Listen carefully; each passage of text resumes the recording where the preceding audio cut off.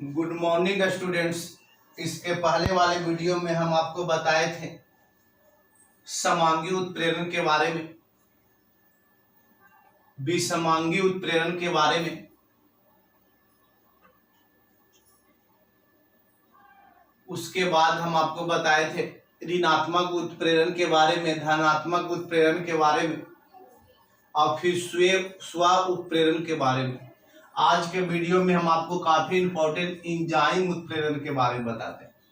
Enzyme catalysis यानी enzyme catalysis यानी enzyme की उपस्थिति होना चाहिए, यानी किसी भी रासायनिक अभिक्रिया में एंजाइम की उपस्थिति होती तो उस रासायनिक अभिक्रिया को या उस घटना को एंजाइम उत्प्रेरण कहते हैं। यानी जीव जंतु तथा पेड़ पौधे एंजाइम का संश्लेषण करता है और एंजाइम नाइट्रोजन युक्त बैक्टीरिया होता है। इसकी अल्प मात्रा रासायनिक अभिक्रिया को संपन्न करने के लिए पर्याप्त होता है।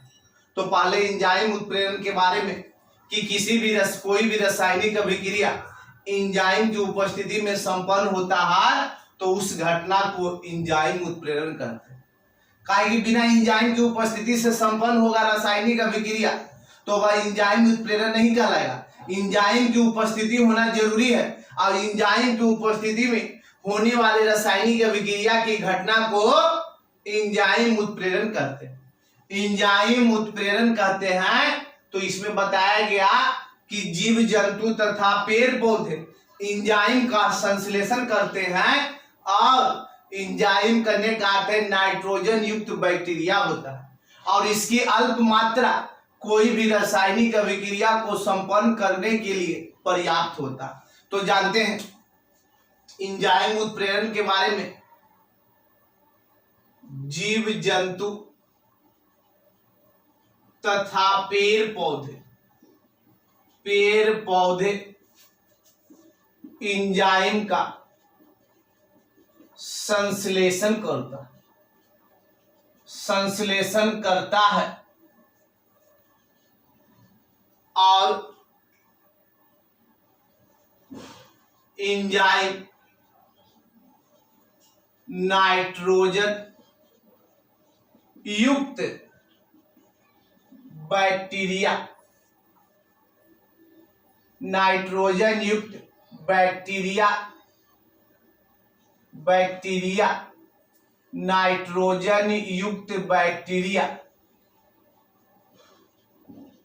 होता है।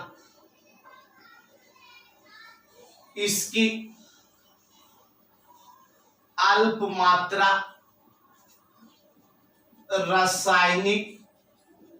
रासायनिक अभिक्रिया को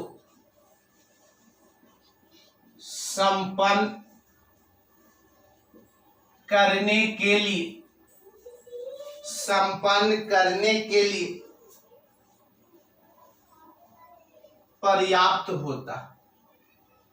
पर्याप्त होता। यानी बताया गया कि जीव जंतु तथा पेड़ पौधे एंजाइम का संश्लेषण करता है और एंजाइम नाइट्रोजन युक्त बैक्टीरिया होता है। इसकी अल्प मात्रा रासायनिक अभिक्रिया को संपन्न करने के लिए पर्याप्त होता है। इसकी अल्प मात्रा ही रासायनिक अभिक्रिया को संपन्न करने के लिए पर्याप्त होता है। फिर उसके बाद पैराग्राफ चेंज करके कोई भी रासायनिक अभिक्रिया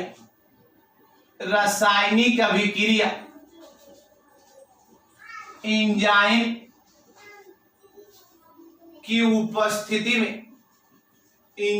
की उपस्थिति में संपन्न होता है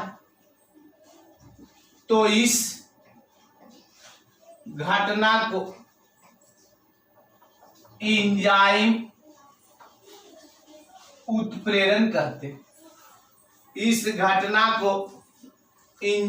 उत्प्रेरण कहते हैं। यानी कोई भी रासायनिक अभिक्रिया एंजाइम की उपस्थिति में संपन्न होता है तो इस घटना को एंजाइम उत्प्रेरण कहते हैं। इस घटना को एंजाइम उत्प्रेरण कहते हैं। एग्जाम्पल में C12H22O11 जिसको सुक्रोज कहते हैं, H2O। इंजाइम का नाम है इन्वर्टेड C6H12O6 प्लस C6H12O6, इसको ग्लूकोज बोलते हैं और इसको फ्रैक्टोज। फिर उसके बाद C6H12O6 प्लस,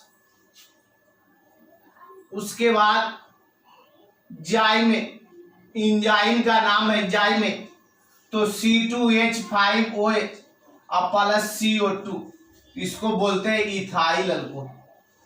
इथाइल अल्कोहल। तो करने का अर्थ है कि इन्वर्टेड और जाइमेज इंजाइम है, यानी करने का अर्थ है दोनों इंजाइम करने का अर्थ है इस रासायनिक अभिक्रिया को संपन्न करता है।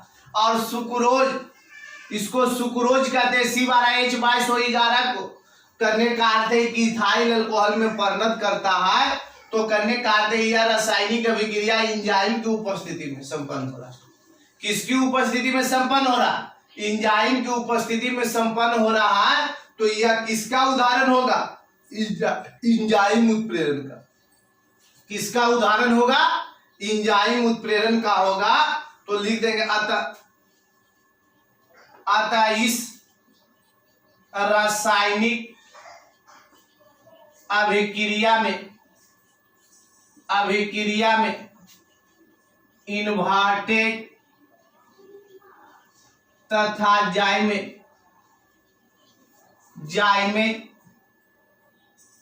इन्वर्टेड जाइमेन इंजाइम है।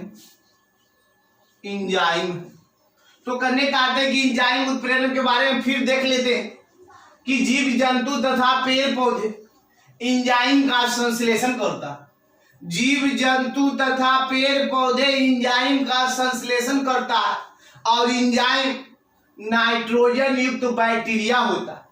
इंजाइम नाइट्रोजन युक्त बैक्टीरिया होती है और इसकी अल्प मात्रा रासायनिक अभिक्रिया को संपन्न करने के लिए पर्याप्त होता है। इसकी अल्प मात्रा ही रासायनिक अभिक्रिया को संपन्न करने के लिए पर्याप्त होता है। और इसके बाद इसका परिभाषा बताया गया पैराग्राफ चेंज करके कि कोई भी रासायनिक अभिक्रिया एंजाइम की उपस्थिति में, किसकी उपस्थिति में? एंजाइम की उपस्थिति में संपन्न होता है तो इस घटना को एंजाइम उत्प्रेरण कहते हैं। और उसका एग्जाम्पल दिया गया C12H2211 प्लस H2O, यानी इन्वर्टेड इंजाइम का नाम है, और C6H12O6 यानी ग्लूकोज प्लस C6H12O6 यानी फ्रैक्टोज, यानी C6H12O6 जाइमेन इंजाइम का नाम है और परिणत हुआ इथाइल अल्कोहल और कार्बन डाइऑक्साइड।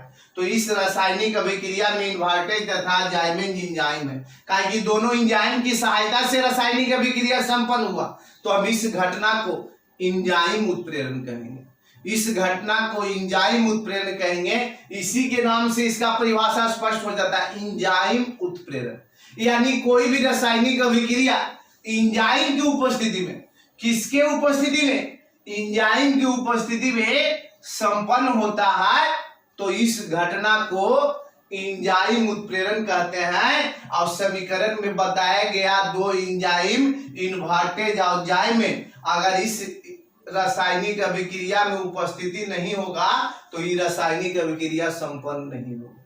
इसीलिए करने का अर्थ है कि कुछ वैसे भी रासायनिक अभिक्रिया हैं जो इंजाइम की उपस्थिति में संपन्न होता है, जैसे करने का अर्थ है कि C12H2211 से इन्वर्टेज और जाइमेज की सहायता से इथाइल अल्कोहल का निर्माण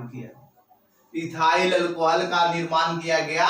तो इंजाइम उत्प्रेरण के बारे में बताएं, इसके बाद करने का अर्थ है इंजाइम उत्प्रेरण का अभिलक्षण बता रहे। इंजाइम उत्प्रेरण के अभिलक्षण यानी उसका क्या गुण है, तो करने का अर्थ उसके बारे में भी जान जाते हैं। इंजाइम उत्प्रेरण के बारे में अभिलक्षण यानी गुण, तो देखते हैं।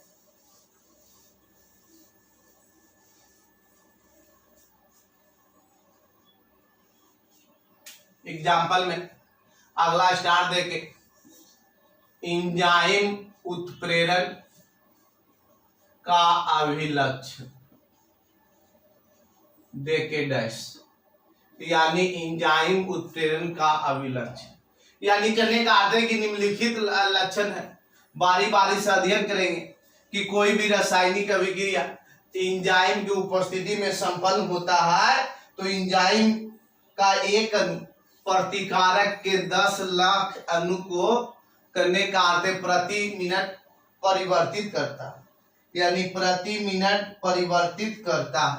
एंजाइम के एक अणु प्रतिकारक के 10 लाख अणु को प्रति मिनट परिवर्तित कर देता है। प्रति मिनट परिवर्तित करता है कितना? तो प्रतिकारक का 10 लाख अणु को प्रति मिनट परिवर्तित करता है एंजाइम का एक अणु। एंजाइम का एक अणु प्रतिकारक के 10 लाख अणु को प्रति मिनट परिवर्तित करता है, पर प्रति मिनट परिवर्तित करता है। तो पहला पॉइंट कि एंजाइम के एक अणु प्रतिकारक के 10 लाख अणुओं को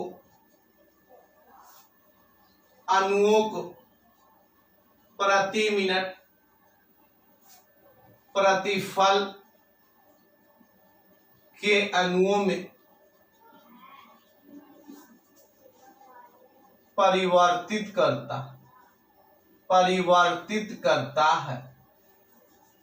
या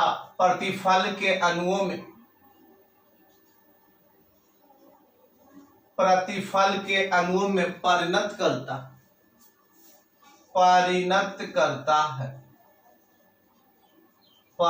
करता है। यानी कहने का अर्थ है कि एंजाइम के एक अणु, ध्यान दीजिएगा बात पर, एंजाइम के एक अणु प्रतिकारक के 10 लाख अणु को, एंजाइम के एक अणु प्रतिकारक के 10 लाख अणुओं को प्रति मिनट प्रतिफल के अणुओं में परिणत करता है, प्रतिफल के अणुओं में परिणत करता है। दूसरा पॉइंट, कोई भी एंजाइम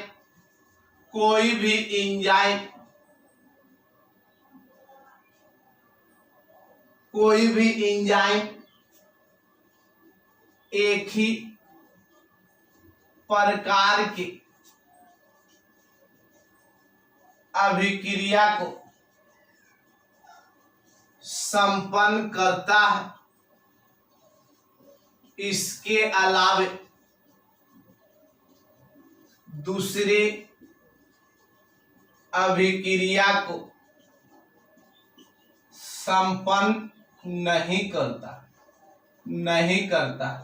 अगर मान लीजिए कि करने का अर्थ है सुक्रोज से इथाइल अल्कोहल हमको बनाना था, तो उसमें फिक्स है इन्वर्टेज और जाइमेज एंजाइम ही कार्य करेगा। उसके जगह पर दूसरा एंजाइम को लेंगे या दूसरा एंजाइम की उपस्थिति रहेगा तो वह रासायनिक अभिक्रिया संपन्न नहीं हो सकता। तो कोई भी एंजाइम, दूसरा गुण में बताया गया कि कोई भी एंजाइम एक ही प्रकार के रासायनिक अभिक्रिया को संपन्न करेगा, लेकिन उसके अलावे दूसरे रासायनिक अभिक्रिया को संपन्न नहीं करता। उसके अलावे दूसरे रासायनिक अभिक्रिया को संपन्न नहीं करता। पॉइंट नंबर तीसरा में कि एंजाइम प्रतिक्रिया के निश्चित ताप, एंजाइम अभिक्रिया के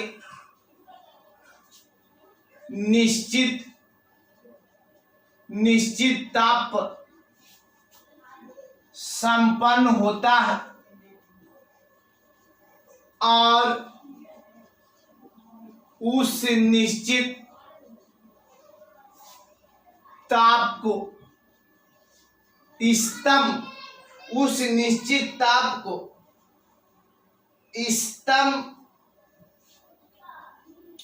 कहते हैं। उस निश्चित ताप को, यानी करने का अर्थ है कि एंजाइम अभिक्रिया, कोई भी एंजाइम की अभिक्रिया होती है जो निश्चित ताप पर संपन्न होता है। अगर मान लीजिए कि 25 डिग्री सेंटीग्रेड पर संपन्न है तो वह 25 डिग्री सेंटीग्रेड पर संपन्न होगा। आप उसके जगह पर अगर 30 डिग्री दीजिएगा तो वह संपन्न नहीं होगा। अगर कोई भी रासायनिक अभिक्रिया एंजाइम की उपस्थिति में 100 डिग्री सेंटीग्रेड पर संपन्न होता तो वहां पर 120 डिग्री रखिएगा तो संपन्न नहीं होगा। पॉइंट नंबर 4, यानी पॉइंट नंबर 4 में उत्प्रेरक निश्चित पीएच मान पर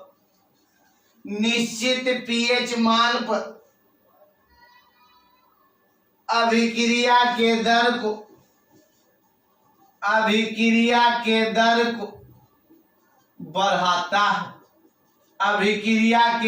को बढ़ाता है।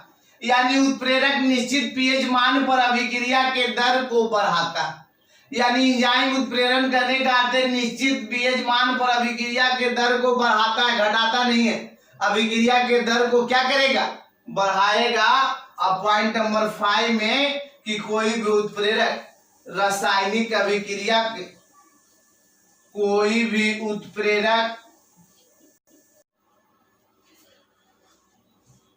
उत्प्रेरक रासायनिक अभिक्रिया के दर को बढ़ाता है। ठीक इसके विपरीत कुछ उत्प्रेरक रासायनिक अभिक्रिया के दर को घटाता है, जिसे उत्प्रेरक का विष प्रभाव कहते हैं। तो ये कहने का अर्थ है एंजाइम उत्प्रेरण के अभिलक्षण में 5 को बताया गया विद्यार्थी, जिसको ध्यान से आप देखिए। करने का अर्थ पहला है कि एंजाइम के कितने अणु? 1 अणु प्रतिकारक के 10 लाख अणुओं को प्रति मिनट प्रतिफल के अणुओं में परिणत करता है। प्रति मिनट प्रतिफल के अणुओं में परिणत करता है। यानी एंजाइम के 1 अणु, एंजाइम के कितने अणु? 1 अणु प्रतिकारक के 10 लाख अणुओं को प्रति मिनट प्रतिफल के अणुओं में परिणत करता है। प्रतिफल के अणुओं में परिणत करता है। उसी तरह से दूसरा बताया गया कि कोई भी एंजाइम एक ही प्रकार के अभिक्रिया को संपन्न करता है, इसके अलावे वह दूसरे प्रकार के अभिक्रिया को संपन्न नहीं करता। मतलब कोई भी एंजाइम ओनली फॉर 1 अभिक्रिया को संपन्न करता, उसके अलावे दूसरे अभिक्रिया को संपन्न नहीं कर सकता है। और तीसरा बताया गया कि एंजाइम अभिक्रिया के निश्चित ताप पर एंजाइम अभिक्रिया के निश्चित ताप पर संपन्न होते हैं और उस निश्चित ताप को स्तंभ कहते हैं। उस निश्चित ताप को स्तंभ कहते हैं। और उत्प्रेरक निश्चित पीएच मान पर अभिक्रिया के दर को बढ़ाता है। अब पॉइंट नंबर 5 में कोई भी उत्प्रेरक रासायनिक अभिक्रिया के दर को बढ़ाता है तो ठीक इसके विपरीत कुछ उत्प्रेरक रासायनिक अभिक्रिया के दर को घटाता है। तो जो घटाता है उसे उत्प्रेरक का विष प्रभाव कहते हैं, यानी उसे उत्प्रेरक का विषैला प्रभाव कहते हैं, जो अभिक्रिया के दर को घटा देता।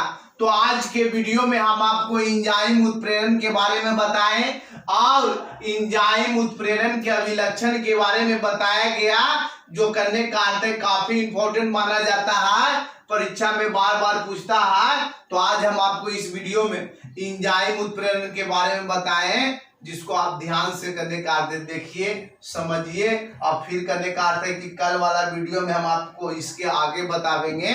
तो फिर हम आपसे मिलते हैं अगले वीडियो में।